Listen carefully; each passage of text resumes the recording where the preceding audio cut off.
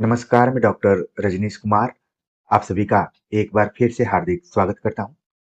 यूपीएलटी, GIC, GDC Hindi 2025 मुख्य परीक्षा के दृष्टिकोण से हिंदी स्वलिखित प्रश्नों की सीरीज पर आप सभी से हम चर्चा कर रहे हैं। प्रिय विद्यार्थियों, ये सीरीज ईएमआरएस और केबीएस मुख्य परीक्षा के दृष्टिकोण से भी महत्वपूर्ण है। यदि आपके पास सिलेबस होगा तो एक बार जरूर आप उससे मिलाते हुए पढ़ेंगे। अब तक हमने 68 प्रश्नों पर आप सभी से चर्चा कर ली है। प्रश्न नंबर 68 के अंतर्गत 13 प्रश्नों को लेकर हमने संस्कृत साहित्य पर चर्चा की हुई थी, आपने उसको देखा होगा। अब हम उसी को आगे बढ़ाते हुए प्रश्न नंबर 69 में बातचीत करेंगे। परिमल या प्रपत्यवाद पर टिप्पणी लिखिए। मान लीजिए प्रश्न 125, 200 या 250 शब्दों में लिखने के लिए आए तो आप कैसे लिखेंगे? परिमल और प्रपद्यवाद का महत्व उतना ही है जितना आपने आधुनिक काल में स्वच्छंदतावाद, छायावाद, प्रगतिवाद, प्रयोगवाद, नई कविता को पढ़ा है। उसी तरीके से ये भी एक समूह का नाम है। ठीक है, तो इसकी जानकारी होनी चाहिए, क्योंकि आप बहुत अच्छी तैयारी करने के बावजूद भी अगर सामान्य प्रश्नों को इग्नोर कर देते हैं, छोड़ देते हैं, तो हो सकता है कि आपके लिए दिक्कत हो जाए। तो हमारे मन में आया कि परिमल और प्रपद्यवाद पर भी चर्चा करनी चाहिए। और प्रश्न में हमने लिखा हुआ है या। आमतौर पर जब भी मैं इन्विजिलेशन की ड्यूटी करता हूँ एग्जाम हॉल में, तो तमाम विद्यार्थी कंफ्यूज हो जाते हैं कि दोनों को लिखना है कि एक को लिखना है। तो आप ध्यान रखिए, अथवा हो गया, या हो गया, यानी कि इसमें से किसी एक को लिखना है। ठीक, लेकिन आप प्रतियोगी परीक्षा की तैयारी कर रहे हैं, तो इस वीडियो लेक्चर में हमने दोनों प्रश्नों के उत्तरों को लिखा है, लेकिन आप अपने कॉपी में अलग अलग लिखेंगे। ठीक है, चीजों को समझ गए होंगे। नहीं तो पता चला कि आप परिमल और प्रपद्यवाद को मिलाकर लिख देंगे और आपकी शब्द सीमा क्या हो जाएगी, ज्यादा हो जाएगी। तो चीजें आप समझ गए होंगे कि ये दोनों अलग अलग हैं, लेकिन हमने एक ही वीडियो लेक्चर में इसको कवर करने की कोशिश की। ठीक, तो बात करते हैं परिमल के ऊपर। आप देखेंगे कि निराला की कविताओं को या काव्य संग्रहों को आपने पढ़ा होगा, याद किया होगा, तो उसमें परिमल नाम का भी एक काव्य संग्रह है।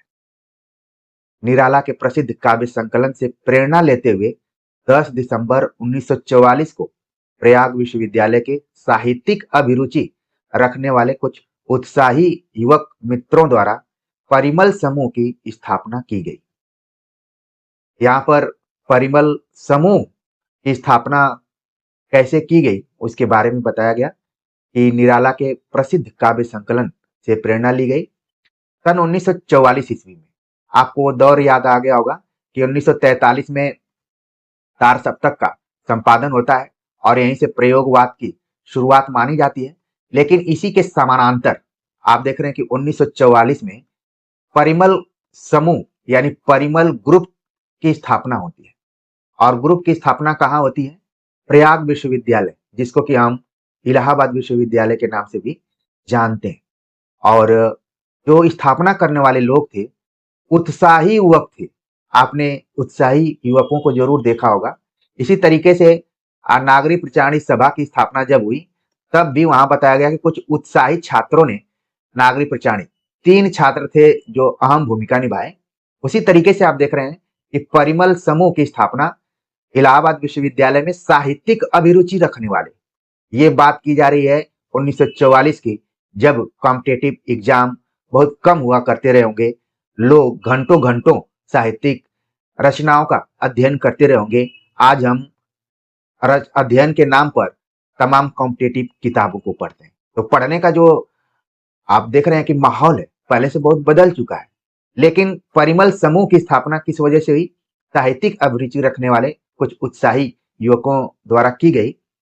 परिमल द्वारा अखिल भारतीय स्तर की गोष्ठियां आयोजित की जाती थी। जो ये समूह था नेशनल लेवल का, यानी भारत के स्तर की गोष्ठियां आयोजित की जाती थी, जिसमें कहानी, कविता, उपन्यास, नाटक आदि पर खुली आलोचना और उन्मुक्त बहस की जाती थी।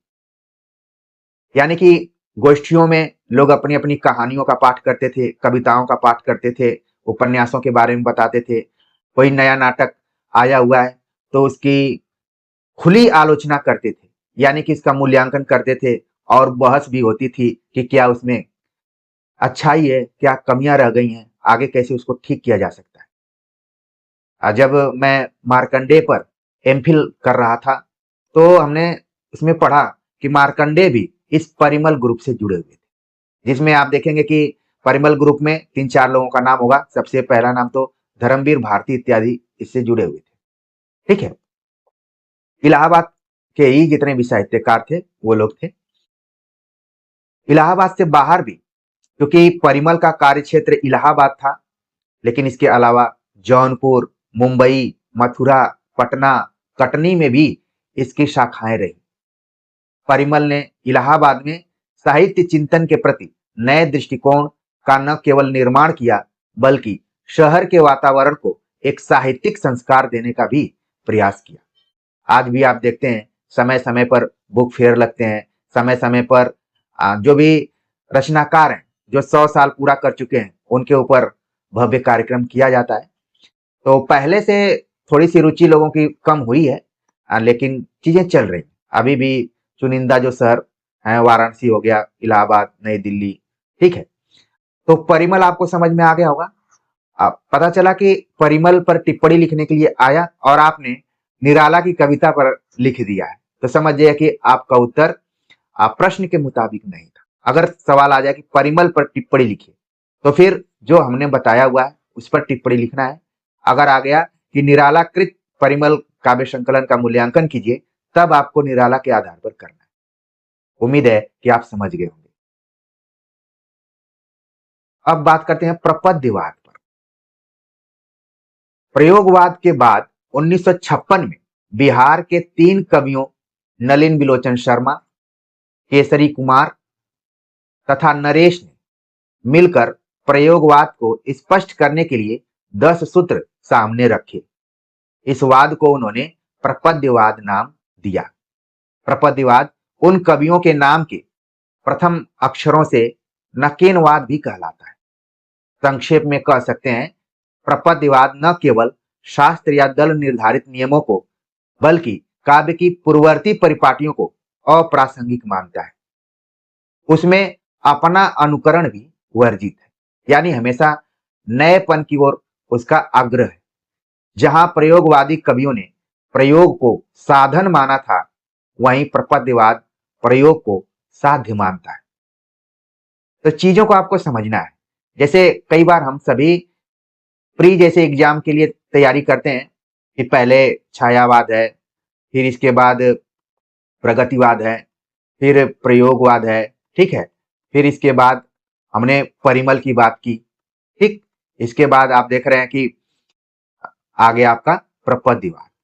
ये भी कई बार क्रम पूछा जाता है, ठीक है। तो ये प्रश्न देखा जाए सूक्ष्म तरीके से तो बहुत गंभीर हमने टॉपिक उठाया हुआ था, जिससे कि आपका जो कॉन्सेप्ट है वो क्लियर हो जाएगा कि आखिरकार परिमल का गठन क्यों किया गया। परिमल का गठन उत्साही छात्रों द्वारा किया गया कि प्रयाग जैसे शहर में साहित्यिक जो चर्चा परिचर्चा है उसका वातावरण बना रहे। उसमें से कई साहित्यकार निकले। अगर मैं कहूं कि ये सभी संस्थाएं आज की भाषा शैली में आईपीएल की तरह थी, तो शायद गलत नहीं होगा। तमाम संगोष्ठियों से नए नए रचनाकार उभर कर सामने आते थे। तो परिमल को आपने समझ लिया। यहां पर बताया गया कि प्रपद्यवाद उस दौर में प्रयोगवाद, जो कि आगे इसके प्रवर्तक के तौर पर माने जाते हैं, प्रयोगवाद कथ्य की दृष्टि से और शिल्प के दृष्टिकोण, खासतौर से शिल्प की दृष्टि से आलोचना के केंद्र में था। तो उसकी क्रिया प्रतिक्रिया में तमाम लोगों ने कुछ कुछ लिखा। आपको याद आ गया होगा कि नंद दुलारे वाजपेयी ने लिखा कि प्रयोगवाद बैठे ठाले का धंधा है, ऐसे करके उन्होंने एक कथन प्रयोग किया है। उसी की प्रतिक्रिया में जब आप देख रहे हैं कि दूसरा सप्तक प्रकाशित हुआ और प्रयोगवादी कवियों पर जो प्रयोग को लेकर आरोप प्रत्यारोप लगाए जा रहे थे, तो आगे ने उसको क्लियर भी किया कि प्रयोग उनके लिए साध्य नहीं है, बल्कि क्या है, साधन है। लेकिन उसकी प्रतिक्रिया में आप देख रहे हैं कि बिहार के 3 कवियों, खासतौर से नलिन बिलोचन शर्मा, केसरी कुमार, नरेश।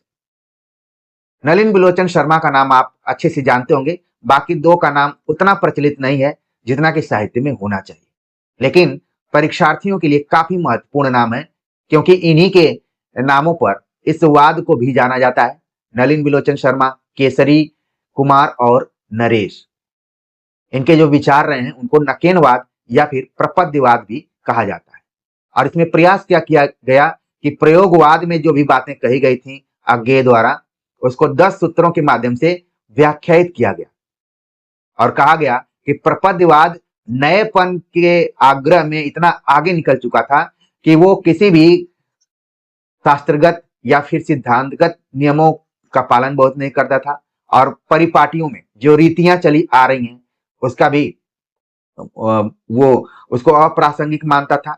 और यहां तक कि अपने अगर कोई अनुकरण दोहरा हो रहा है, नकल कोई कर रहा है, तो इसको भी बोलता था कि ये काव्य के लिए ठीक नहीं। और जहां प्रयोगवादी कवियों ने प्रयोग को साधन माना, वहीं इन्होंने इसको साध्य माना। एक बहुत फेमस इंटरव्यू का सवाल होता है कि अलंकारवादी जितने भी आचार्य थे, खासतौर से भारतीय काव्य शास्त्र में, अलंकार को वो साधन मानते थे या फिर साध्य मानते थे। जो भी आचार्य रहे अलंकार संप्रदाय के, उन्होंने अलंकार को साधन माना, लेकिन आप देखेंगे रीति काल में आकर जितने भी कवि जो अलंकारवादी थे उन्होंने साध्य मान लिया। इसीलिए रीति काल का नाम आप अलंकृत काल भी जानते हैं। सभी चीजें आप जानते हैं, बस मेरा काम क्या है कि आपको वहां तक पहुंचा देना। ठीक, तो प्रयोग को कौन साधन मानता है, कौन साध्य मानता है, उसको आप बहुत ही बेहतरीन तरीके से समझ लिए होंगे।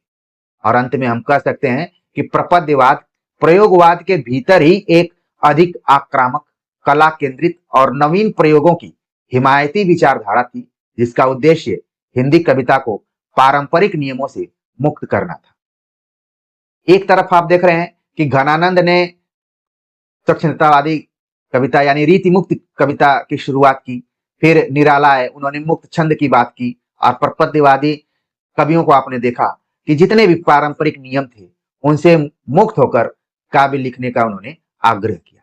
तो आप देख रहे हैं कि कैसे कैसे कविता के सिद्धांतों में बदलाव होता गया और जो भी कवि थे वो कविता लिखते गए। इसीलिए तो नामवर सिंह को लिखना पड़ा कविता के नए प्रतिमान। आखिरकार कविता के प्रतिमान क्या हो सकते हैं, नए प्रतिमान क्या हो सकते हैं। ये किताब समय मिले तो आप जरूर पढ़िएगा। अभी तो आप अच्छे से तैयारी कीजिए।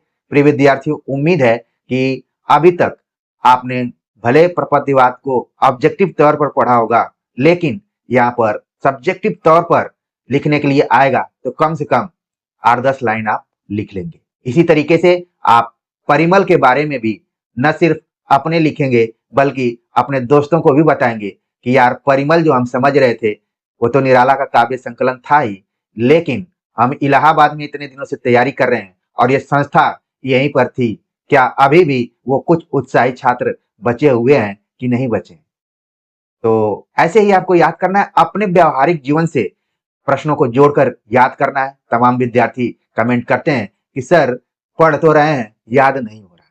तो जब आप याद करने के दृष्टिकोण से पढ़ेंगे तो याद नहीं होगा, जब आप उसको आनंद के हिसाब से पढ़ेंगे, मन लगाकर पढ़ेंगे और कुछ सीखते हुए पढ़ना चाहेंगे तो चीजें याद हो जाएंगी।